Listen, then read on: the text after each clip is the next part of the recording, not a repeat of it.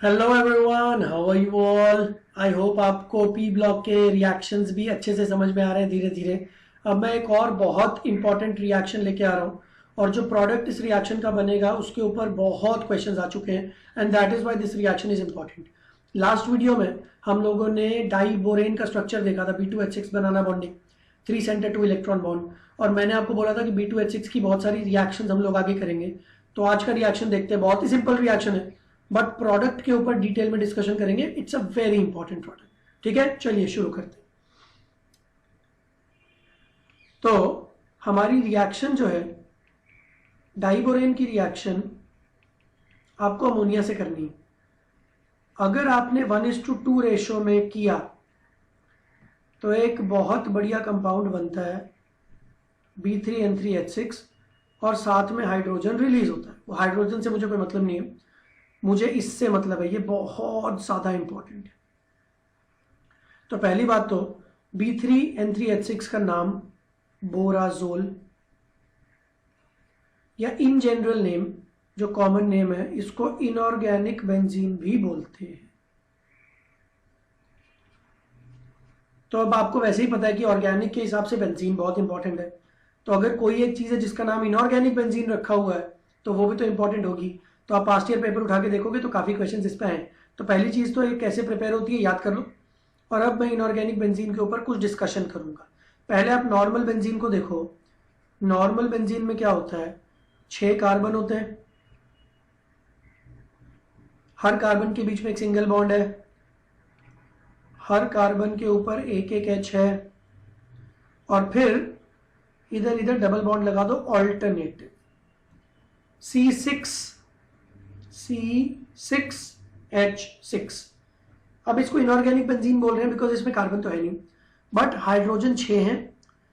6 carbon की जगह पे मैंने 3 बोरॉन लगा दिए, 3 नाइट्रोजन लगा दिए और H6। तो पहले तो ऐसे याद कर लो कि 6 कार्बन की जगह पे 3 लगा दिए तो हो जाएगा। अब मैं इसकी स्ट्रक्चर पे आता हूं, एक्सट्रीमली इंपॉर्टेंट स्ट्रक्चर। तो देखो, अगर आपको B3N3H6 बनाना है तो आपको बेंजीन की चीज दिमाग में रखनी है। तो 6 मेंबर्ड रिंग बनेंगी। तो सिमिट्री को मेंटेन रखते हुए आप बोरॉन नाइट्रोजन को ऑल्टरनेटिवली ऐसे लिख दो।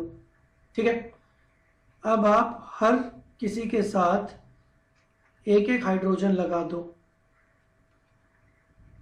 ठीक है, अब आप सबको जोड़ दो, सिंगल बॉन्ड्स।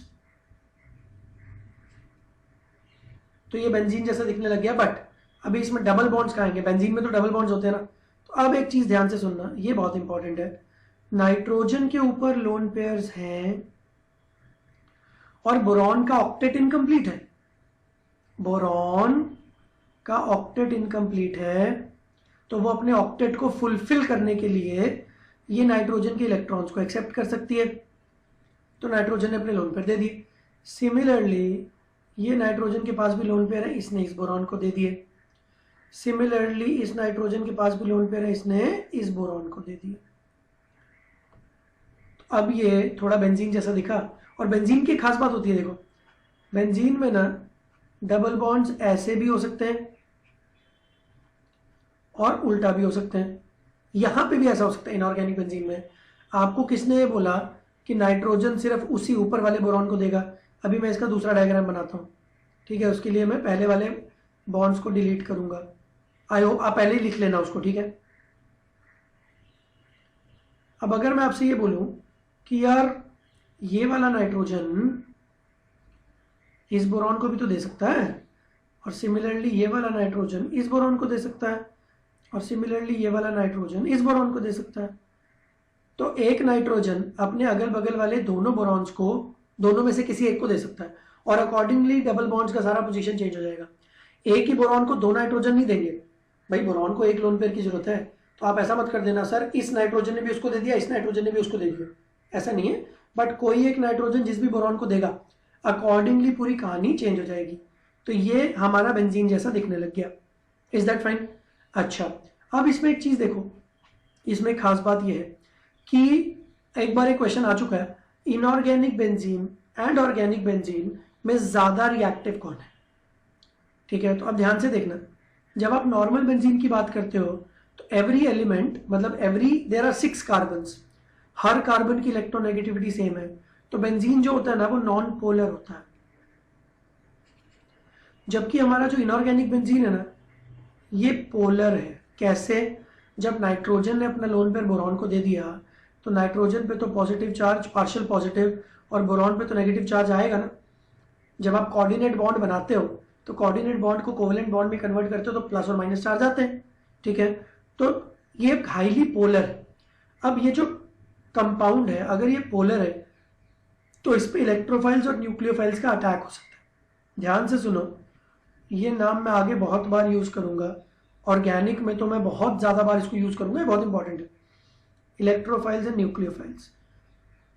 इलेक्ट्रोफाइल का मतलब समवन हु लव्स इलेक्ट्रॉन्स, मतलब someone who loves electrons, negative charge. जो नेगेटिव चार्ज को प्यार करता है मतलब वो खुद पॉजिटिव चार्ज वाला है, तो इलेक्ट्रोफाइल्स को ई प्लस बोलते हैं, मतलब जनरल सिंबल है। और nucleophile someone who loves nucleus. अब न्यूक्लियस में पॉजिटिव चार्ज है, अगर आप न्यूक्लियस को प्यार कर रहे हो मतलब आप न्यूक्लियस की तरफ अट्रैक्ट हो रहे हो, तो मतलब आप पे नेगेटिव चार्ज होना चाहिए। ये जनरल है, देखो ऐसा हमेशा जरूरी नहीं है। Electrophile is someone who wants electrons. Electrons को चाहने के दो रीजन हो सकते हैं, या तो आपके ऊपर पॉजिटिव चार्ज है या आप न्यूट्रल हो बट आपके पास इलेक्ट्रॉन्स रखने की जगह आपका ऑक्टेट कंप्लीट नहीं है, उसको भी तो इलेक्ट्रोफाइल बोलते हैं। इसके और डिटेल्स में और आगे वीडियो में बताऊंगा, ठीक है, आगे आने बनाने वाले वीडियोस में। अभी के लिए फिलहाल ये सीख लो, अगर मुझे किसी कंपाउंड पे पॉजिटिव नेगेटिव चार्ज दिखा तो अपने इलेक्ट्रोफाइल्स और न्यूक्लियोफाइल्स आकर अटैक करना शुरू कर देंगे ना। तो इसीलिए ये जो इनऑर्गेनिक बेंजीन है ये काफी रिएक्टिव है, और ये बेंजीन से तो श्योरली ज्यादा रिएक्टिव। और अब इलेक्ट्रोफाइल और न्यूक्लियोफाइल की बात हुई है तो लगे हाथ एक और एग्जाम्पल देखो, ये बहुत ही इंपॉर्टेंट एग्जाम्पल है और पास्ट ईयर एग्जाम्स में IIT में नीट में बहुत बार आ चुकी है। ठीक है, देखो तो क्वेश्चन ये था कि NH3 और BF3 पहले दोनों अलग अलग कंटेनर में थे मान लो। ठीक है, जब मैंने इन दोनों को मिक्स किया तो मिक्स करने के बाद इन दोनों की आपस में कुछ रिएक्शन हुई क्या, अगर हुई तो क्या प्रोडक्ट बना, और रिएक्शन होने के बाद बोरॉन वगैरह की हाइब्रिडाइजेशन और नाइट्रोजन वगैरह की हाइब्रिडाइजेशन में कोई चेंज हुआ या नहीं हुआ। अब देखो ये रिएक्शन क्यों इंपॉर्टेंट है, क्योंकि पहली बात तो बोरॉन की और नाइट्रोजन की, तो पी ब्लॉक के लिए इंपॉर्टेंट हो गई नहीं। ठीक है, तो इंपॉर्टेंट रिएक्शंस को स्टेप बाय स्टेप करते रहो। तो यहां पे ध्यान से सुनो, एक स्पेशल चीज बनती है एसिड बेस एडक्ट। ध्यान से सुनना, BF3 में बोरॉन का ऑक्टेट कंप्लीट है क्या? नो। बोरॉन का ऑक्टेट कंप्लीट करने के लिए उसको इलेक्ट्रॉन चाहिए क्या? यस। तो वो इलेक्ट्रॉन्स लेने में विश्वास रखता है। वो कितने ज्यादा इलेक्ट्रॉन लेता है कितने नहीं लेता है वो तो हम आगे की वीडियो में देखेंगे, और इनफैक्ट मैं आपको बैक बॉन्डिंग नाम की एक अच्छी चीज बताऊंगा जिसके ऊपर बहुत क्वेश्चंस आते हैं नेक्स्ट वीडियो में। ठीक है, बट फिलहाल सुन लो, बोरॉन को इलेक्ट्रॉन्स की जरूरत है तो बोरॉन बाहर से खींचता है, वो लुईस एसिड है। नाइट्रोजन के पास एक लोन पेयर है और नाइट्रोजन का ऑक्टेट कंप्लीट है। नाइट्रोजन का ऑक्टेट कंप्लीट है तो नाइट्रोजन स्टेबल है, तो नाइट्रोजन के पास इलेक्ट्रॉन्स हैं, बोरॉन के पास इलेक्ट्रॉन्स की कमी है, तो नाइट्रोजन ने अपने इलेक्ट्रॉन्स कोऑर्डिनेट बॉन्ड बना के बोरॉन को दे दिए। तो nitrogen is donating electrons lone pairs and boron is accepting lone pair. तो जो लोन पेयर डोनेट करता है उसको बेस बोलते हैं ना, लुईस बेस। तो ammonia is a Lewis base because it donates its lone pair, and BF3 is a Lewis acid because it accepts electrons। और अब ये कोऑर्डिनेट बॉन्ड बनने की वजह से इन दोनों का एडिशन हो गया, so this is called as addition product. In short adduct. बात समझे? हर चीज के पीछे लॉजिक है यार, अगर लॉजिक ढूंढना चाहो तो हर चीज के पीछे लॉजिक है। तो एडक्ट क्यों बोलते हैं? काफी बच्चे बोलते हैं सॉरी ये वर्ड तो हमने कभी सुना ही नहीं। So this basically this is addition product.